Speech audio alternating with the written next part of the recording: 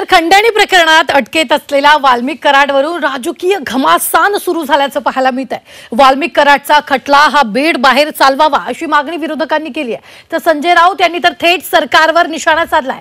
पाहूया त्या संदर्भातला एक स्पेशल रिपोर्ट।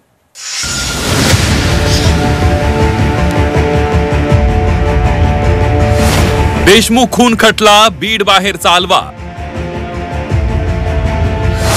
बीड मध्ये खटला चालल्यास न्याय मिळणार नाही। खटला निष्पक्षपाती चालवण्याबाबत विरोधकांना शंका। संतोष देशमुख खून खटला जलद गतीने चालवून आरोपींना फाशीची शिक्षा द्यावी अशी मागणी होत असतानाच खटला बीडच्या कोर्टात चालवू नये अशी मागणी पुढे येऊ लागली आहे। बीड मध्ये हा खटला चालला तर न्याय मिळणार नाही असं शिवसेना उद्धव बाळासाहेब ठाकरे पक्षाने म्हटलंय। खटल्यातही राजकीय हस्तक्षेपाची भीती विरोधकांना वाटू लागली आहे। हा एक गंभीर विषय आहे।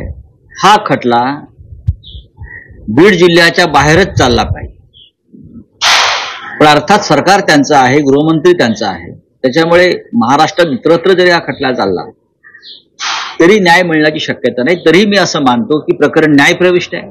आपण मुख्यमंत्र्यांवर सध्या विश्वास ठेवला पाहिजे। सोसायट्या 2 लागलेल्या आहेत, याच्यातले अधिकारी मेजॉरिटीनं बीडचे आहेत।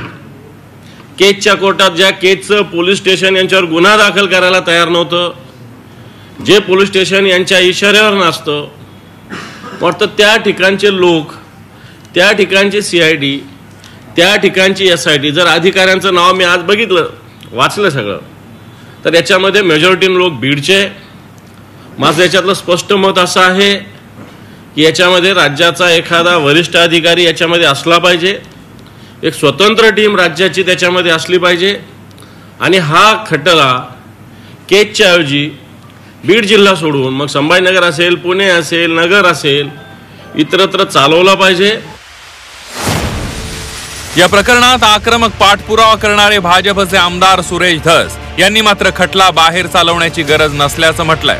मात्र आरोपींना बीडच्या जेलमध्ये न ठेवता संभाजीनगर किंवा नाशिकच्या जेलमध्ये ठेवण्याची मागणी धस यांनी केली आहे। आज असं मत नाही बीडमध्ये प्रकरण चालवावं, परंतु बीडमध्ये हे लोक बीडच्या लॉकअपमध्ये ठेवू नयेत। ते एकतर संभाजीनगरच्या हर्सूलला हलवावेत, नाहीतर नाशिकच्या जेलला हलवावेत। तर सरकारी वकील म्हणून उज्ज्वल निकम यांची नियुक्ती करण्याची मागणी ही सुरेश धस यांनी मुख्यमंत्र्यांकडे केली आहे। या मागणीला मुख्यमंत्री देवेंद्र फडणवीस यांनीही सकारात्मक प्रतिसाद दिला।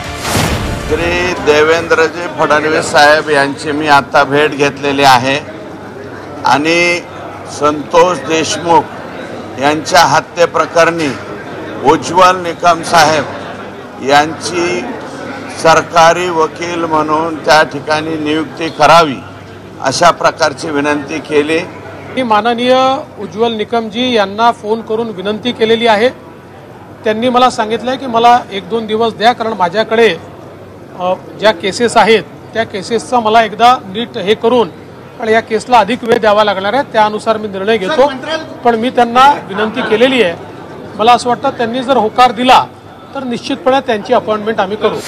राज्यभरात जोरदार चर्चेत असलेला बीड मधील संतोष देशमुख हत्येच्या खटल्यासंदर्भात आता नवी मागणी जोर धरू लागली आहे। त्यामुळे हा खटला बीड मध्ये चालवला जातोय की दुसऱ्या जिल्ह्यात हलवला जातोय ते पाहणं महत्त्वाचं ठरणार आहे। ब्युरो रिपोर्ट, झी 24 तास, मुंबई।